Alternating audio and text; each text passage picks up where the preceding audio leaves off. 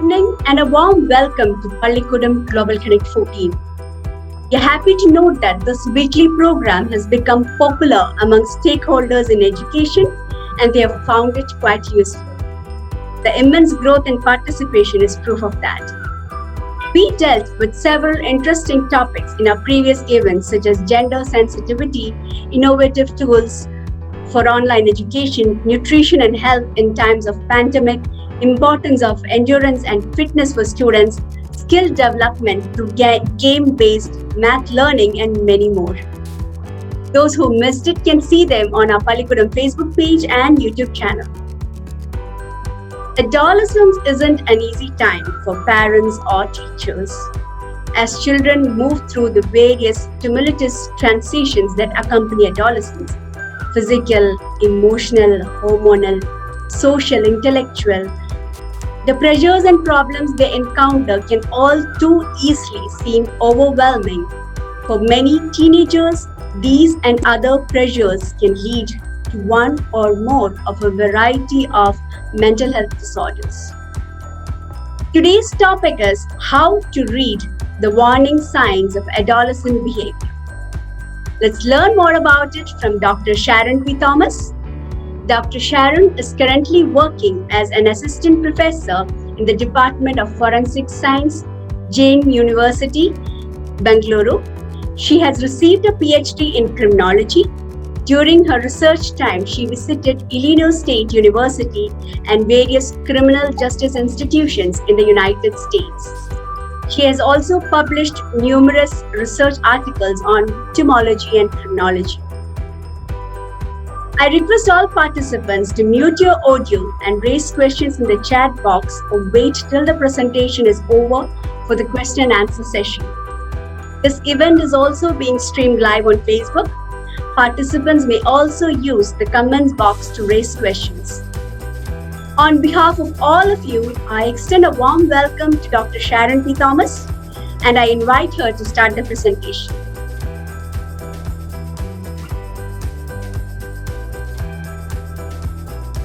Thank you, Naisi. Good evening, everyone. Thank you for the beautiful introduction. I appreciate Rajagiriya Media Pallikudam for inviting me into this talk. Right. The topic I'm about to talk is about adolescent period. And right. So initially I thought if I just talk about adolescent period, then I thought like I can go for a clubbing of ideas and I can actually go for a clubbing of a series of child development into this thing. So the adolescent period is a time of speedy growth and change in physical, mental and social behavior pattern. So adolescence is associated with volatile emotions and boundary testing behavior as individuals explore and assert personal identity, learn to navigate peer relationship and transition to independence. Some teenagers face numerous challenges and such changes can be frightening, while others take it to their stride. As teens begin to assert their freedom, some common behavior problems usually arise. It is pertinent to point out here that adolescence is a general emotional roller coaster state of change wherein they become more rational and capable of more complex thinking and tend to evaluate and criticize before arriving at a definite conclusion. And no one has ever pretended that being a parent to a teenager was going to be very easy. So the question every parent or the elder have in mind is that my child was never like this before. And what went wrong? We need to understand why the child behaves as he does. The most prominent theory states that adolescent behavior is found to correlate with events at infancy of the child. Whether you're raising an energetic child or you're dealing with a strong-willed one, you are or your role has a crucial part in their behavior. I would like to mention here the famous Bobo doll experiment conducted by Albert Bandura. He proposed that people can also learn by observing each other, and learning of a behavior is derived from one's interaction with the environment. For this study, he used 3 to 5 foot, I think it's 1.5 meter, inflatable plastic toys called Bobo dolls, which were painted to look like cartoon clowns and were bottom weighted so that they could return to an upright position when actually knocked down. The subjects were preschoolers and were divided into 3 groups. One group observed aggressive adult behavior model, another group observed non-aggressive behavior models, and there's a third group which was not exposed to any behavior models at all. So 24 children watched a male or female model behaving very aggressively towards a toy called a Bobo doll. The adults attacked the Bobo doll in distinctive manner. They used a hammer in some cases, and in other cases throw a doll in the air and shouted "oh, boom" and so on. So another 24 children were exposed to a non-aggressive model who played in a very quiet and subdued manner. The final 24 were used as a control group and not exposed to any of the models too. It can be very well seen that the children attacked the doll in a similar way as of the adult model. It is evident from the study that children who observed the aggressive model made far more imitative aggressive response than those were in the non-aggressive or control. So Bobo doll experiment demonstrated that children are able to learn social behavior such as aggression through the process of observing others, through watching the behavior of another person too. The violent behavior of the adult models towards the doll led children to believe that such actions of violence is very acceptable in the society. One of the most intriguing questions is how young children are able to learn so many things so quickly. Before children learn their basic alphabets, they learn how to imitate others. That happens to be an innate trait in all humans, I think. We all learn the most basic habits this way, like eating, sleeping, communicating, and so on. Children model their parents and learn from them. Parents greatly affect their children's behavior. Children are like more like sponges, we can call them. They model everything a parent does and incorporate what they see into their own lives. While parents might find the habit of being annoying or funny in reality, your children is undergoing an important part of their development. Here I would like to say that and why a child imitates you. So I have a baby, my Charian Kunya is 4 years old. Right, so 1 or 2 years back, he tries to resemble what he saw in us. In us means me and my husband. He plays with my makeup kits and plays with the ornaments, tries father's shoes on, try to cook and so on. It is usually said that at age 1, toddlers do what they see. There's no gender difference. They actually do what they see. At that time, my child marks the beginning of true imitation or imitation with intent. He's doing the imitation with an intention of doing it. A 1-year-old understands that action he is copying have a significance in his life because it's from his parents whom he loved the most. Gender identity doesn't usually start to merge until about age 3 to 4. Now he's actually 4 years old, and now I can see that he can mark the gender and behavior changes, and he tends to behave more like his father. Or he dresses up to the office just like him. He got a badminton racket like his father, or even say excuses to get things done just like his father. Here I can see a major behavioral changes in a 4-year boy, and he usually adopt to a man behavior or a male-oriented behavior pattern. He don't imitate me anymore. He actually, maybe he has a talking nature of me because people say he's such a drama bus, maybe he talks a lot like me, but his behavior and could be the behavior pattern he actually does is actually of his, my husband. So your children is new to this world. That's a predominant thing which you actually have to keep in mind. Your children is new to this world, and they have much and more to discover about the world around. They might not have enough resources to understand everything, but they do have the drive to learn more by simply copying what they see.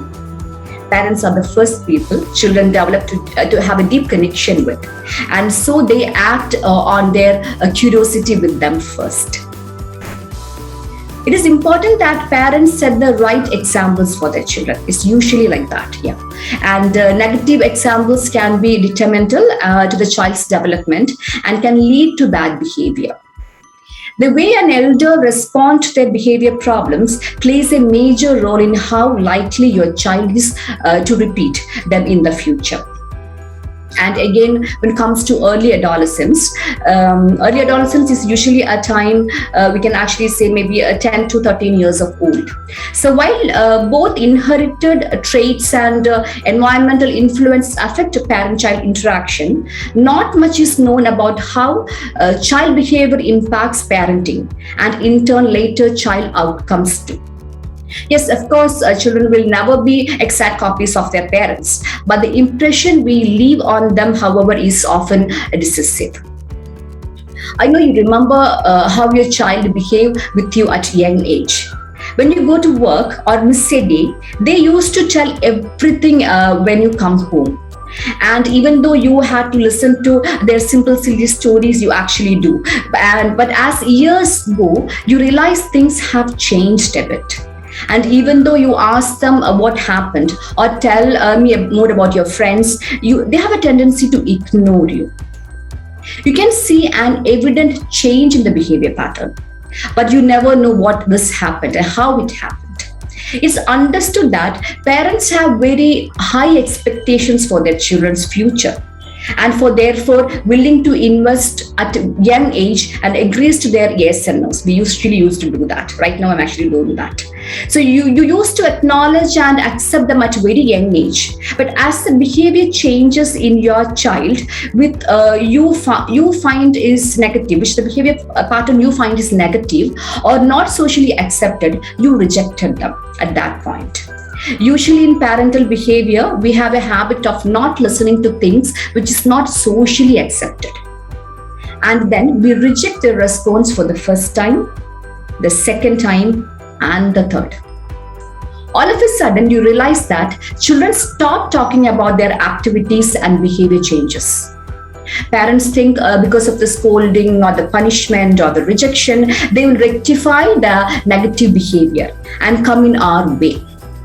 But we never realize that the behavior still persists in them, but only the way of addressing the issues to us have been come to an end.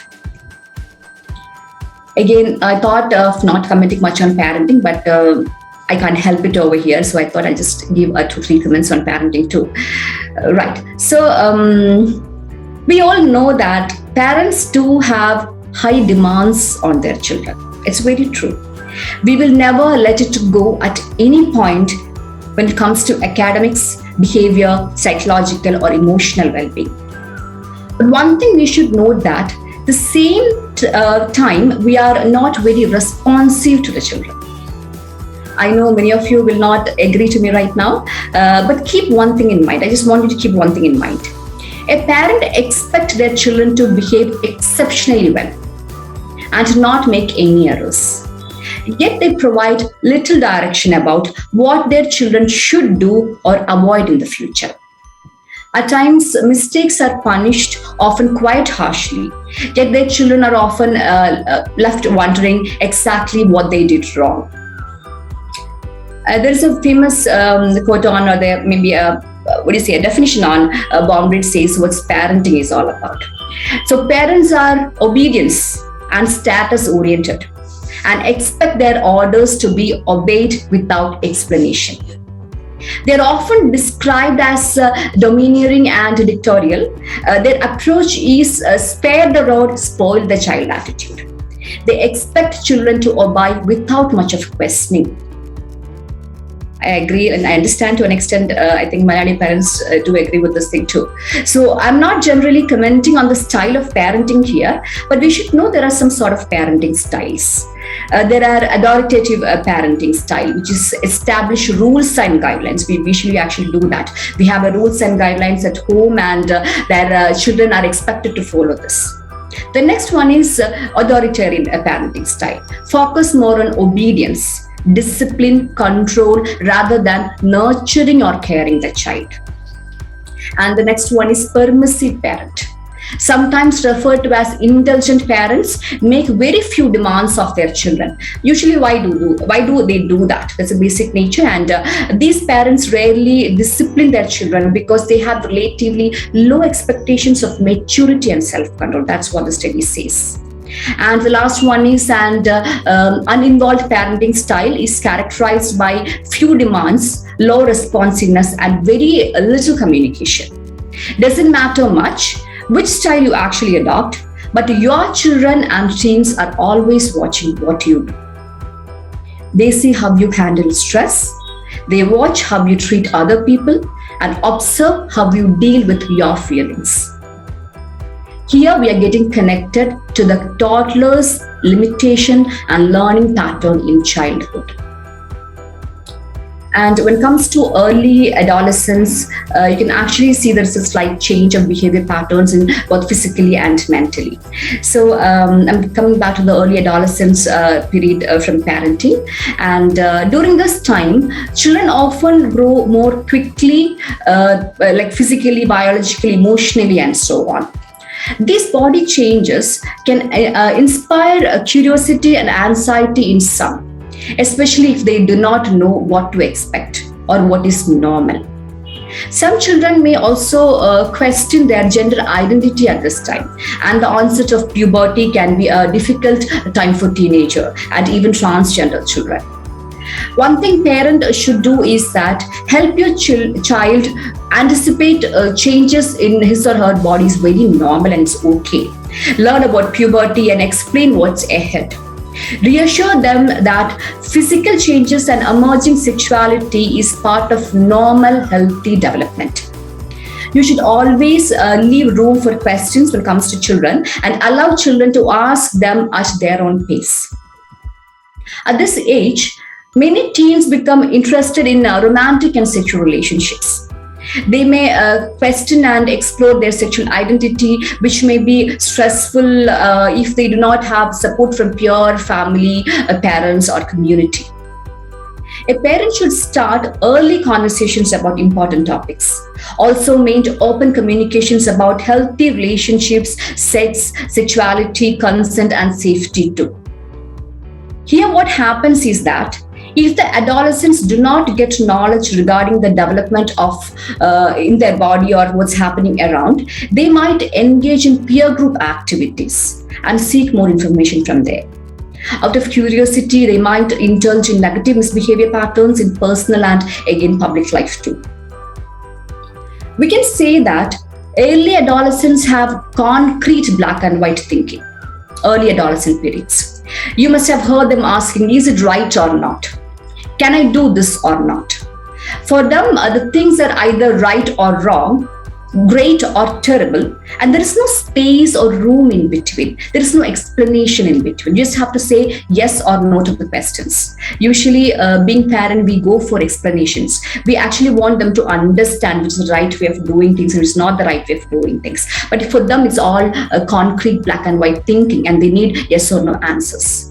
It is very normal at this stage, to be frank, for young people to center their thinking on themselves, and it's called as egocentrism.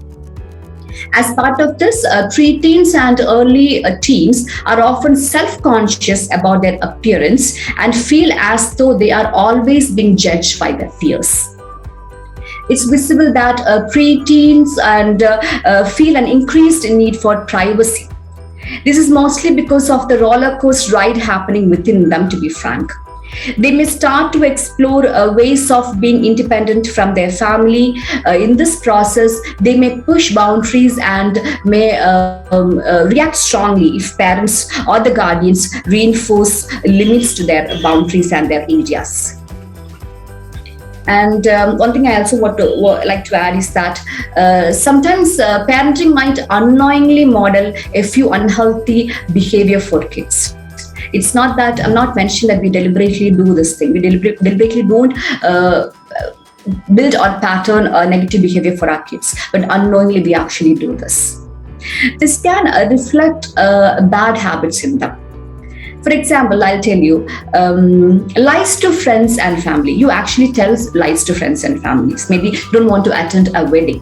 For not attending a wedding function or for not attending a funeral or some other function, you call up and say that, you're busy, you have a meeting, you're infected, or you can say anything. It's actually a lie. And in other cases, doing fraud behavior in business patterns and having a discussion on that at home. Or telling servicemen in the restaurants or the movie theaters that your son or your daughter is younger to get concessions. So all these patterns maybe a parent actually use. Parents tell their kids to take responsibility for their behavior and their choices, but they try to display negative behavior pattern. You're right, it's really hard to model appropriate behavior for your kids all the time, and it's difficult to be 100% perfect. I completely agree with that. But you should strive to model the rules you want your kids to follow up, or else they merely learn the nature of lie which you portrayed in life. And usually we can say that there are three main reasons kids usually lie. The first one is to get attention. Next is to avoid getting in trouble, and then to feel better about themselves. Distinguishing the reason for the lie can help you determine the best course of action. You have to distinguish why your child actually lied to you. When you catch your child in a lie, ask, is that what really happened? Or what you wish would have happened?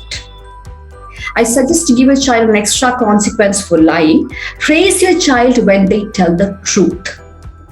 Don't blame them, or don't complain them, or don't give them punishment. You just have to praise the child that the child told you the truth.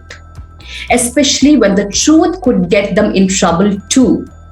Say something like, I'm so proud of you for being very innocent, you wish to show the disagreement again. You can actually say that, you can say that I am still going to take away your video games today, but because you told the truth, you won't lose your game for tomorrow too. So parents tend to underestimate. Actually, what happens is that parents usually underestimate the influence that they have on their children. Children who are exposed to bad parenting are 2 times more likely to misbehave, and inconsistent disciplinary approaches, poor supervision, and physical punishment are poor parenting attributes that can negatively affect children too. Again, when it comes to misbehavior of children, it is very natural for toddlers to push boundaries. You must have seen in families too. That's how they build independence and to learn about the world. But parents also know setting limits with your children is an important part of keeping them safe and helping them out too. But enforcing boundaries with toddlers can be tricky in practice. Children usually have behavior problems at predictable times, such as homework time, asked to switch off the video games, or bedtime, and so on. So how to encourage good behavior in your child? Children quickly learn how to behave when they got positive, consistent guidance from you. This means giving your child attention when they behave well, rather than just applying consequences when your child does something you don't like. So praising kids for behavior you want to encourage gets better results than criticizing them for behavior you don't want to see. So when the child's behavior does not fit with what is appropriate for the child's developmental level and is frequent or extreme, it is important to try to discover the reasons for the behavior. Children's behavior must be understood in the context of one's own expectations about what is challenging, while considering children's developmental level too. So usually when we think about child learning and development, we think about schooling and institution outside the home process too. But my personal hypothesis is that we can fix childhood issues through the family, as family is considered as a central element in the child socialization process. If you look at where children spend time, especially during their first and the most crucial and critical years, it's actually the family environment. They spend less time in school versus in the company of their parents and caregivers.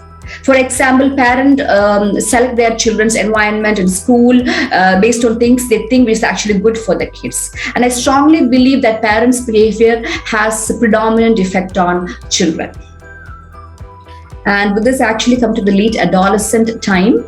And when it comes to late adolescent, they actually generally complete their physical development and growth in their full adult level. They usually have more impulse control by now and may be better able to gauge risk and reward accurately. In comparison to middle adolescents, youth and late adolescents have a stronger sense of their own individuality now and can identify their own values. Here they become more emotionally and physically separated from their family. However, many re-establish an adult relationship with their parents, considering them more an equal from whom to ask advice and discuss mature topics with, rather than an authority figure. And when it comes to, late adolescents, the major trouble which they have is actually screen time. Many late adolescents have more arguments with their parents as they struggle for more independence in their life. They must spend less time with family and more time with friends. They are very connected about their appearances, and peer pressure may peak at this particular age. It's quite ironic that teenage forms of communication like instant messaging, texting, talking on cell phones make them less communicative, at least with the people they live with. In today's world, though forbidding all use of electronic devices is not very unrealistic. It's not quite so, but also unkind. Being networked with their friend is critical to most teens. But part of what teens do is to test limits. Usually, experts worry that teens are more anxious and have lower self-esteem because of social media and texting. And the big issue is that it is common for kids to feel bad about themselves when they see everyone online looking perfect. Teens often try to compensate by sharing pictures that make them look perfect too. Then what their social media identity doesn't match is that how they actually feel, they can end up feeling worse too if they don't get the likes or you say the comments in the chat box. On the other hand, the report titled Coping with COVID-19, How Young People Used Digital Media to Manage Their Mental Health, it actually shows that a strong association between social media and teen depression rates, especially the adolescent teenage depression rates, are very highlighted in that particular article. So youth with moderate to severe depression symptoms were nearly twice as likely to say they used social media almost constantly. A 2020 research article on teens and social media says that since social media gives teens the autonomy to explore and experiment with their identities in a space of their own, where they have control over what, how, and with whom they share information. It had the potential to be particularly important during COVID-19 days, when real-life opportunity of meeting others is not quite evident and it's very limited too. Adolescents update their status, share what they are watching.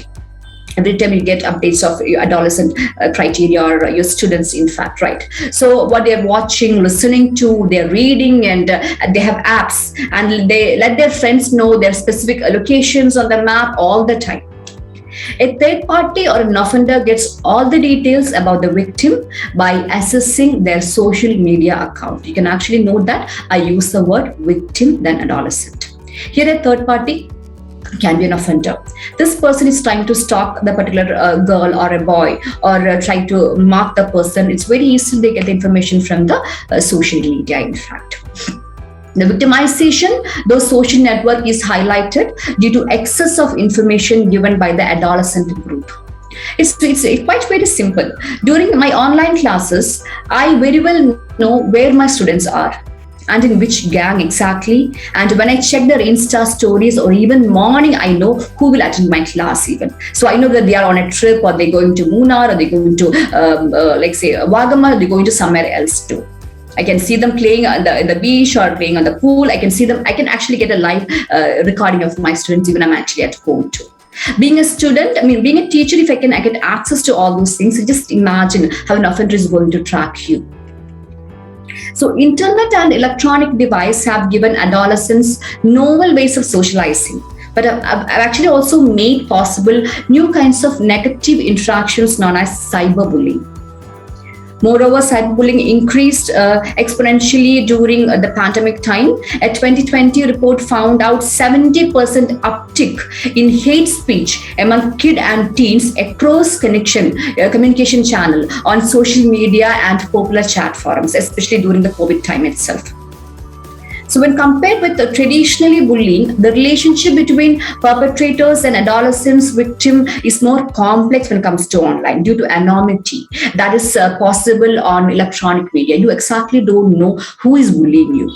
You don't know actually who is tracking you. You don't know who is actually focusing your account. You might be having a fake accounts and somebody's actually taking your pictures. The idea is actually, that idea, the concept, it's your name, it's actually published. You exactly don't know from where to find the person.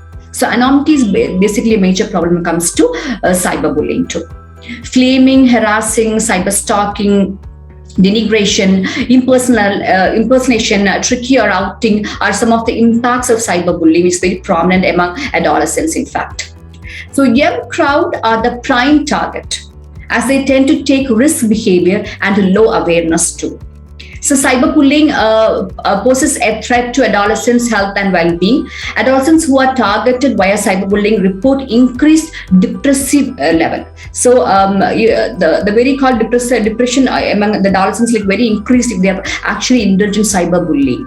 And anxiety, loneliness, even suicide behavior pattern is very prominent, and somatic symptoms too. The present games, which I think I should actually mention this. So when I talk about the present games, it's not that I was too interested to watch this particular series, but my students started mentioning this. In memes, there is Squid Games. In the comments, there is Squid Games. And whenever I watch their, say, stories or anything, there's Squid Games scenarios everywhere. So I actually wanted to know why they are interested. So the present game series plays available in screen is pretty alarming, to be frank. So Squid Games, I think almost everyone must have heard about it, and Squid Games criteria are here in online right now, and you can actually play a game. It's there in some malls. It's quite available everywhere. So Squid Games, Hunger Games, Maze Runner are prominent series which are survival drama and cautionary tale that examines the extremes of social power change, injustice and privilege. That's what's actually the predominant factor. It's well paced, suspenseful, and it shamelessly panders to the audience bloodshed behavior pattern. In the series, the lack of empathy and cruel abuse of power is more difficult to watch than the violence.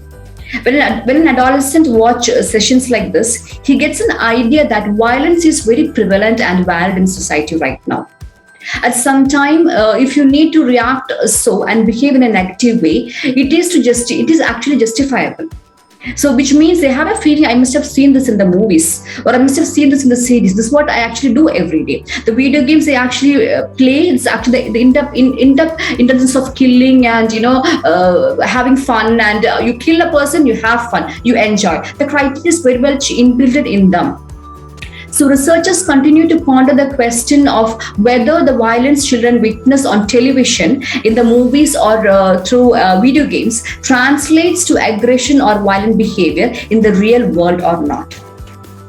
But in fact, these series and games plans have an impact on adolescent behavior to a greater extent. So based on these behavior patterns, which actually they see or they indulge every day, there's an aggressive nature which is very evident too. Some kids become aggressive because they don't know how to handle their feelings in a socially appropriate way.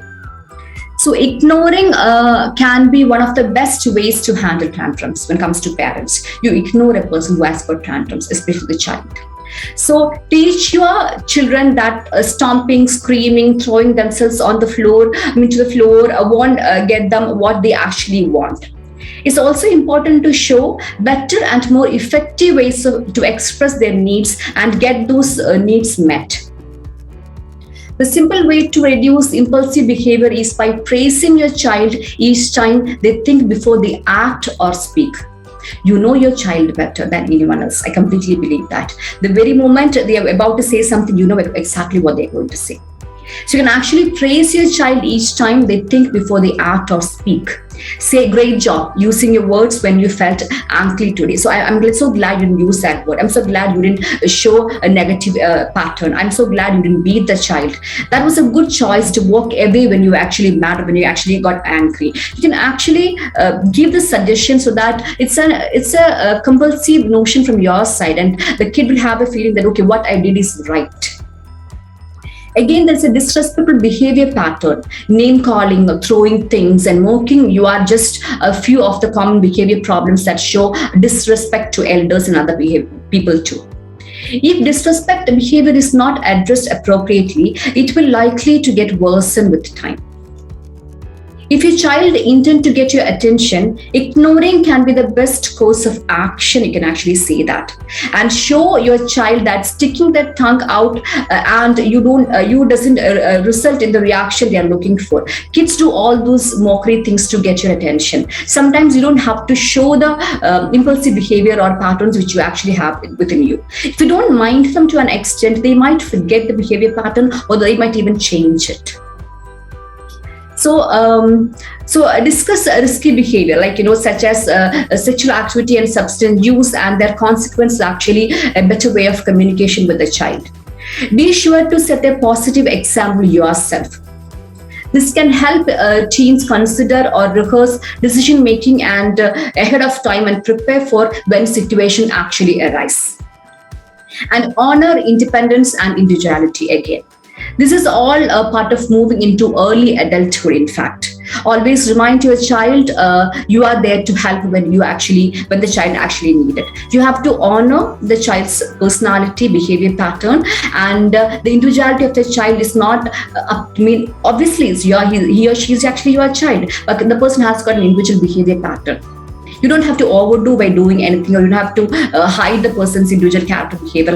At one point of time, it can actually come out. So from the very beginning on, if you actually persist and if you actually describe or explain the behavior patterns in a better way, his individuality can be in a better form too. And I know it's quite late, but before winding up, I just want to tell one thing which is very prominent right now. It's about drug use among youngsters. So adolescents have a varying degree of behavioral problems, ranging from violent related behavior, substance use and misuse, and sexual behavior to bullying. Each of these problems is not without its burden. For instance, it has been noted that adolescents who misuse drugs such as marijuana or chemical substance develop psychiatric manifestations such as panic states, flashbacks, drug psychosis, homicides, suicide thoughts, and drug dependence. While misbehavior like deceitful, you can actually say that a deceitful misbehavior pattern, replying back and lying may not seem like much to handle. They can intensify quickly by adding trouble in teen behavior like drug use or open disobedience and violence, leading teen out of control, and parents find themselves helpless too. Here, I would like to add that young crowd knows about the issues of committing crime is illegal. They know it's an illegal activity. There's an NDPA Act and there's issues happening, so they know about it. But they lack awareness. They exactly don't know what is going to happen. See, if a person is, if a commercial purpose, you're actually using a drug or a chemical substance. If a person is catching you, if a Mufti police officer, if a police is actually catching you, what is going to happen next? They have no awareness regarding this thing. They don't even know it's a non-bailable offense.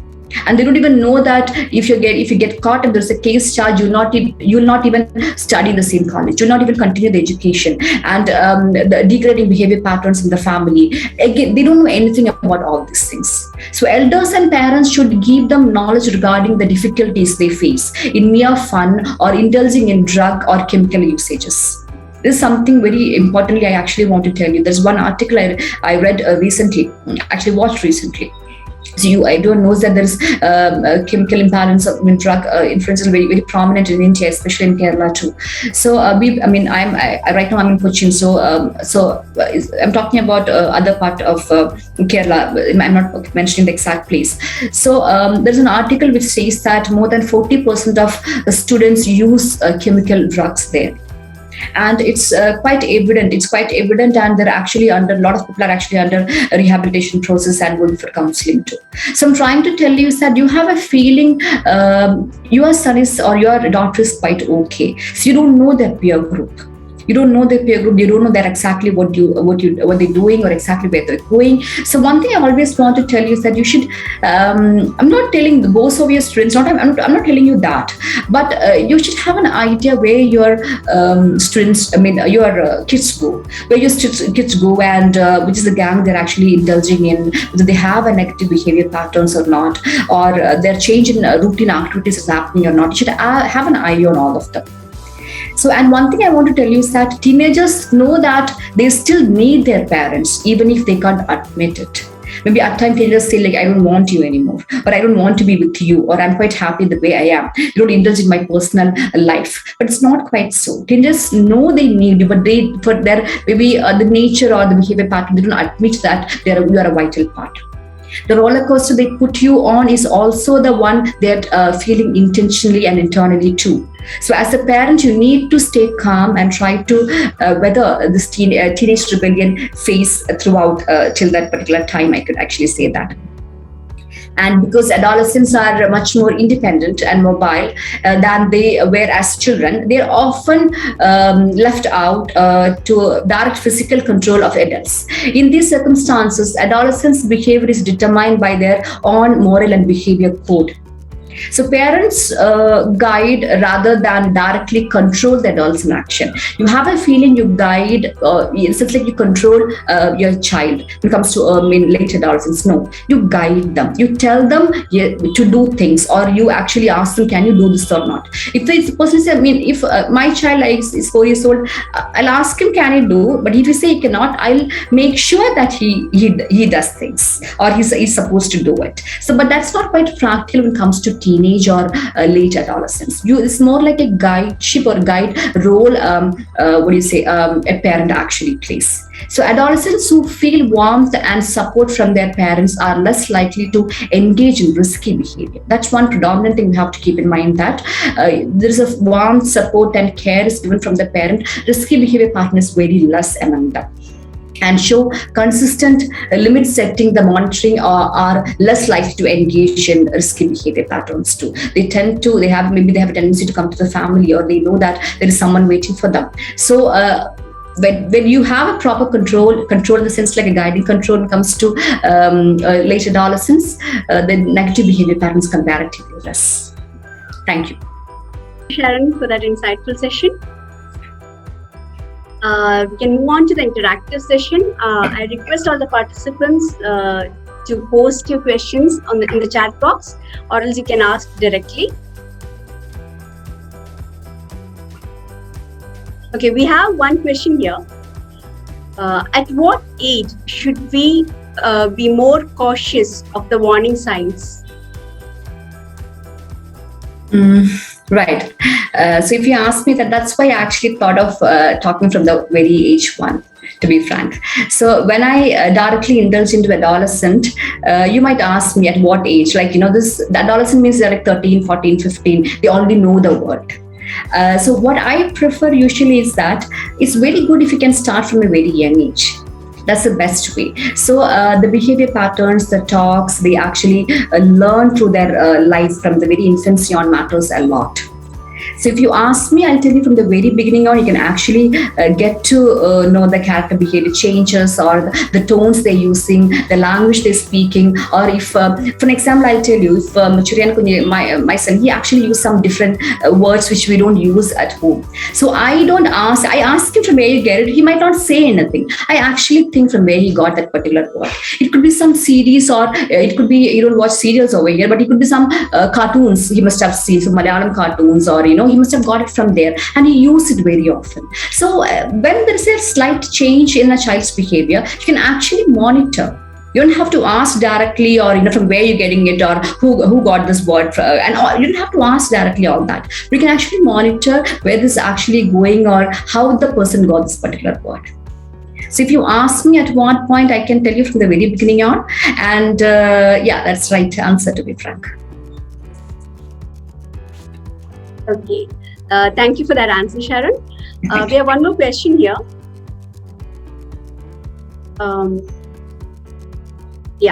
Could you suggest a scenario where parents and teachers have constantly informed about the misuse of drugs? However, it's influence of people they interact with that puts them in trouble. How do we handle this? Are you trying to tell me that parents and teachers are aware of the scenario and it's not helpful? That's what you're trying to tell me? The question is, could you suggest a scenario where parents and teachers have constantly informed about the misuse of drugs, and however, it's influence of people they interact with that puts them in trouble? How do we handle this? Trust me, I don't believe parents and teachers will say no, or will ignore the fact. I don't know exactly. Maybe there is a scenario. There are things I don't exactly know. But if you tell to your parent that there's a drug abuse, is going on, and a child or your group friend is using a drug, for sure, your parents will try to stop that. That your parent will not encourage you going to meet that person, or maybe there are some other ways they can actually inform others too regarding this thing. And when it comes to drug, one thing I want to tell you is that okay, it's a very personal thing I'll tell you. Than informing police, I would say talk to that person, because NTA Act is, that's not quite silly. Once you get caught, things are going to be very serious. See, when it comes to, I know the party life, how it's going, how the kids are, so I completely understand that. Maybe one time you must have seen a kid using it in a party or somewhere. You don't have to talk to everyone regarding that. You can actually talk to the person directly, or inform someone. That's what I suggest than calling up.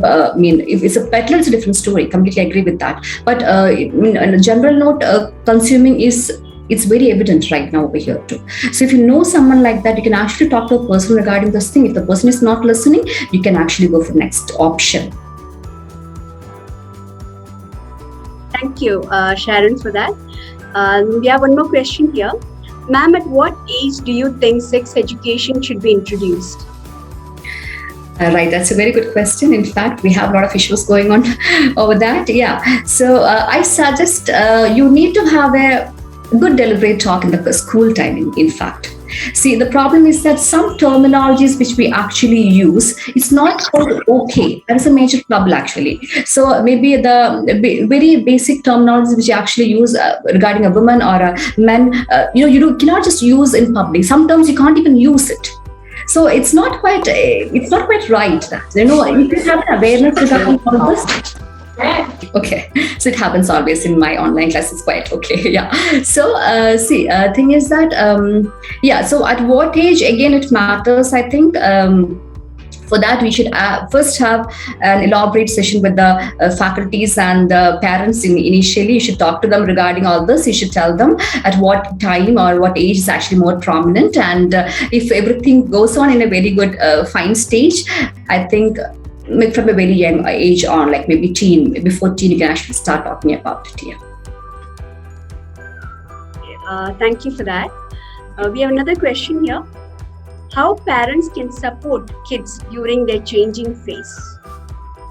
Right, as I was telling you, see, I think the session was all about parents, I guess. I thought of focusing on the children, but just more on parents, yeah. So one thing I want to tell you is that I personally believe, I think almost everyone believe, children are not wrong.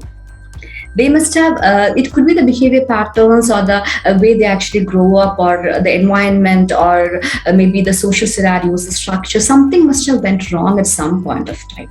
So it could be because of that they behaved in a very different way. So when you actually talk to a person in a different, it's not that every child is going to behave in a same and normal way. It's never like that. So when you actually talk to a person, I think there is always a way. It doesn't matter what what time or what age. So talking is the best thing. And one thing I want to tell you is that being a parent, you always think you are right. It's never so.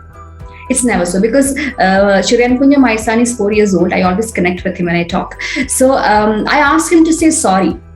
He asked me why I should say sorry. I said, like, you did something wrong and you have to tell sorry. I felt bad. So I added a terminology saying I felt bad. Okay, from the very next time he is doing some cranky stuff, if I say not to do it and he start crying and he's coming and telling me, say sorry because I felt bad.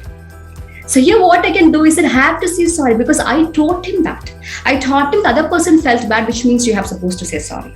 Which means whenever he is feeling bad, you're supposed to say sorry. Which means again, you have to, there's a change in a behavior pattern, the parent should actually identify and know where exactly what happened, where exactly things got wrong, or I must have did something stupid, or I must have done something crazy, or I must have acted in a different ways that my child is behaving so right now. So first you have to identify where the part went wrong. Then I think you don't have to talk much, you know the part already, then it's quite an easy task for both of you. Right, thank you again. Yeah. Thank you, Sharon, for that. We have one more question here. The influence of drugs in teenagers wreak havoc in many families. Yeah. How can parents cope up to the situation and act wisely? How can they discourage its use?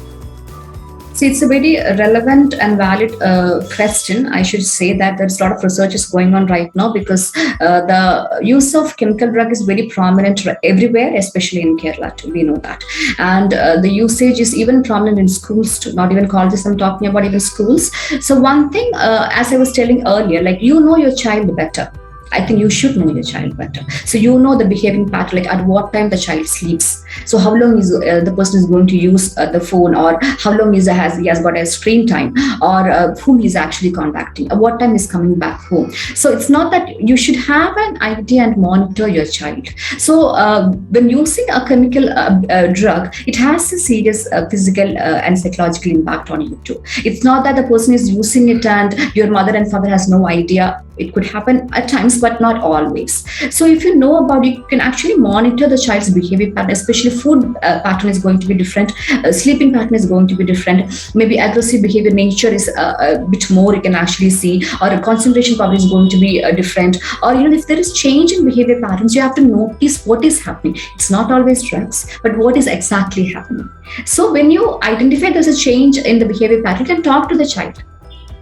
You can talk to the child and have a conversation, and if the person believes that that you will be like, for sure parents are going to be with them at any cost, I know that. So if the kid believes that, and definitely it is going to tell you regarding all those things. So the basic behavior changes which is happening in a child, it should be monitored. It's not only about the drug use or the chemical use. It should be monitored. There could be something which actually bothers the child. It could be even, you don't know, maybe someone is stalking the child, or the person is getting some calls from somewhere, or maybe you can say maybe even physical or sexual abuse is actually happening, or bullying is happening. You don't know what exactly is going through your child. So a difference in the behavior pattern. And one thing I want to tell you when it comes to this thing, okay, I'm getting calls from my kids, like within a week time, I think almost all the students are coming back to campus. So I'm super excited. I can go to campus. I'm so happy. And I took a long break for 2 years, and I think I can actually go. So I asked my kids, like, what's happening? I don't know, the reaction like, ma'am, it's okay. Yeah, fine, we can be at home. Or it's some people are like, okay, they're coming to campus. Some people are not so okay. Some are like, okay with both. So what I try to tell you is that this is your time. This is your time, your age. If you don't tend to come to campus, if you don't want to indulge in the peer group, there is a difference in the behavior pattern. So I always tell them that. There is a slight difference. So why you don't have to come out?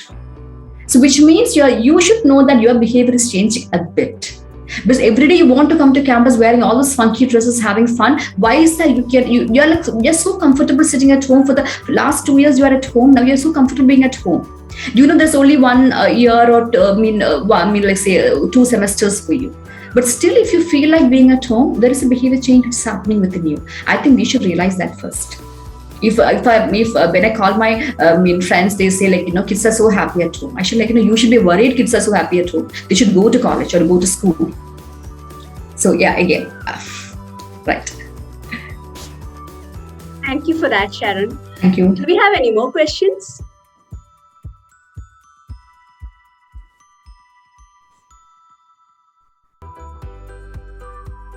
Yeah, I think that's it. So today's session was really insightful, Sharon. We understand that it's vital that parents and teachers understand their teens' behavior rather than merely reacting to it. So we are really grateful to Dr. Sharon P. Thomas for this session. I also thank the participants for staying with us this evening. Thank you everyone once again and have a nice evening. Thank you so much, Nicey Mapti. It was a great presentation from your part too, and I'm so happy I could be here. Thank you so much.